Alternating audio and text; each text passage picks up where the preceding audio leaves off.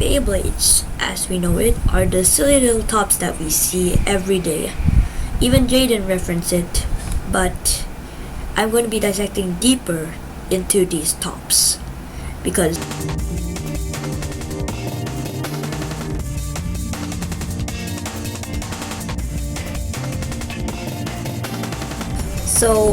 this guy named Takamasha, I think, well, he's the guy who created the first Beyblades.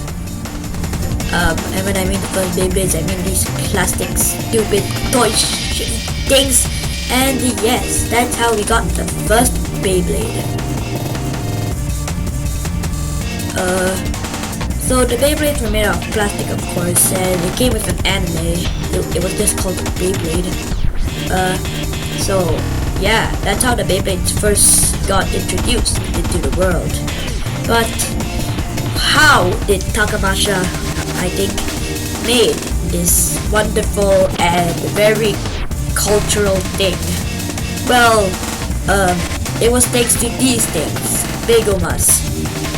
Begomas are these things where you either have to knock your Beyblade, you have to knock out your you have to knock out your Beyblade, your original Beyblade, out, or you can either outspin it and again throw them out. So that was the original idea. Yeah, and now we go back to modern times. Well, it looks like it had like 5 seasons.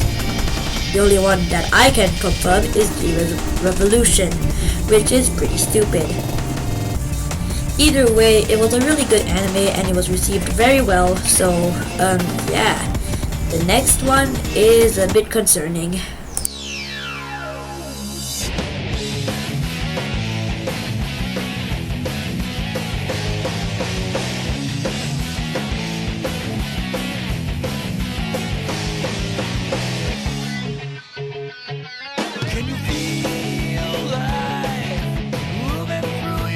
Alright, Metal Fusion. Whew. After that, I think this is gonna be a bit more better now. Metal Fusion was released around the 2000s, and well, you could say it was a bit violent. Basically, it just says that sometimes characters can fall in a freaking coma, and now we have a more serious themes. Well, our main protagonist, Chinga, is our main protagonist, and he's already good. Like, he's like the best thing ever. Like, he didn't train or anything. He just did it. He's just so strong that he can take out a horde of freaking 100 Beyblades. Seriously, like, yeah. And well, looks like Jinga and friends need to save the evil need to save the day from the evil clutches of Dragon Guy. I don't know this. Don't tell me this anyways.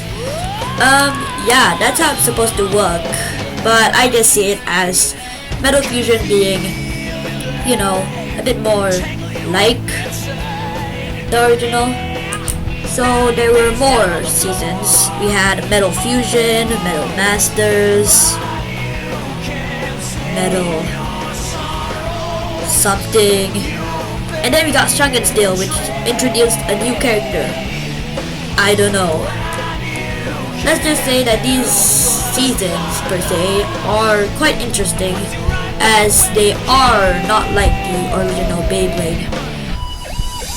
Even though I said it was almost like the Beyblade, I just said that the crew is similar. I'm just joking. Anyway, with that settled, we can now finally move on to the next one. Wait a second, I forgot one more thing. The Beyblades. Aside from Dragon Victory, or Victory Dragon if you will, wait a second, there are more. For example, we have the new main Beyblade is called Pegasus. Just Pegasus.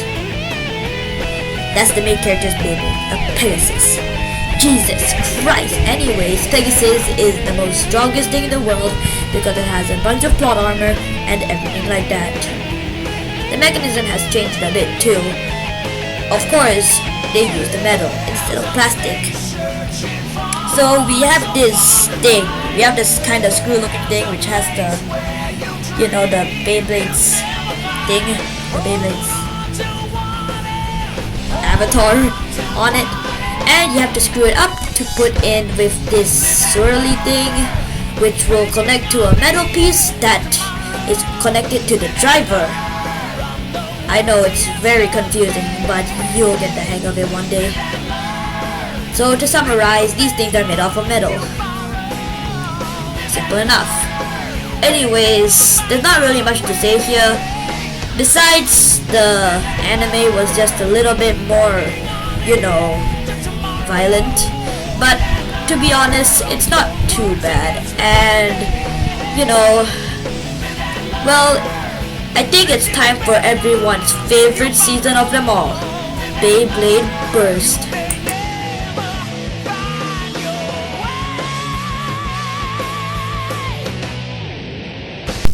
We reach peak. Beyblade Burst, the best season of all the Beyblades. Wait, did I forget to mention Beywheels? Anyways, Beyblade Burst was designed by Hiro Morita. Well, the manga was. The anime was cool, I guess. We follow our main protagonists, Volt, and Shu, and Honcho, and Daigo, and Ken, my favorite, and more as we start our Beyblade adventure. So Beyblade Burst is different, you could say. Well, instead of using metal this time, which will not be seen until Beyblade Burst Turbo, Beyblade Burst uses this thing where there's 1 layer, 2 layer, and 3 layer. So the first layer is, of course, the base. It's pretty much the same as the Metal Fusion ones, except without the metal. And then we have this thing. It's called the disc.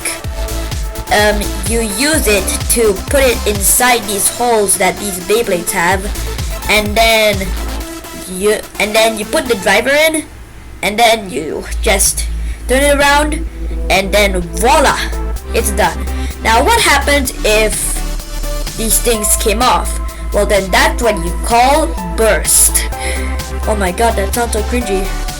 Anyway, with the mechanism out of the way, we can finally move on to the next part, the anime itself. The anime took a lot of inspiration from Metal Fusion, basically, with a blue character, a blue main protagonist, a guy who seems evil but not, a guy who seems like he's gonna cause trouble but not. And then nothing else basically. Volt is pretty much that one small kid guy. He's not Chinga per se, but at least he earned his powers just so he can face Louis. Oh, speaking of Louis, he's one of my favorites. Louis is the main antagonist of season 1, basically, and that he is basically the big 4 or 5. Anyways, the big 4 or 5 is the big 4 or 5. We have Xander, Shu, Louis, and my not favorite, I don't know, I forgot his name, Zack the Sunrise. Yes. And yeah, that's about it, I think. Oh yeah, I forgot the Beyblades. We have Valtryek, Spriggan, way more. We have Ragnarok, Depth Scyther, other things, more, the underdog, get it? Well, there's not much to say here other than Volt freaking loses in the final battle, and Shu's Spriggan just straight up dies for some reason, just cracked. Anyways, the crack mechanism is gonna come in way more in Beyblade vs. God, which is the next big thing.